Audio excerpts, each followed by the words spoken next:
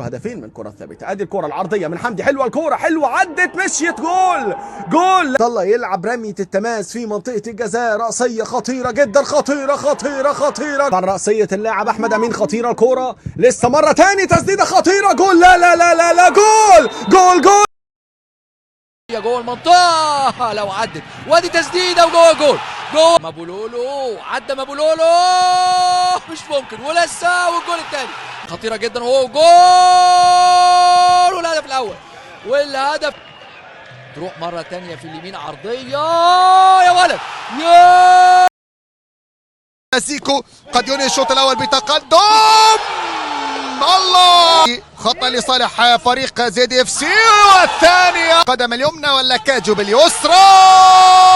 87 مهاب يتقدم وفي الشباك حسام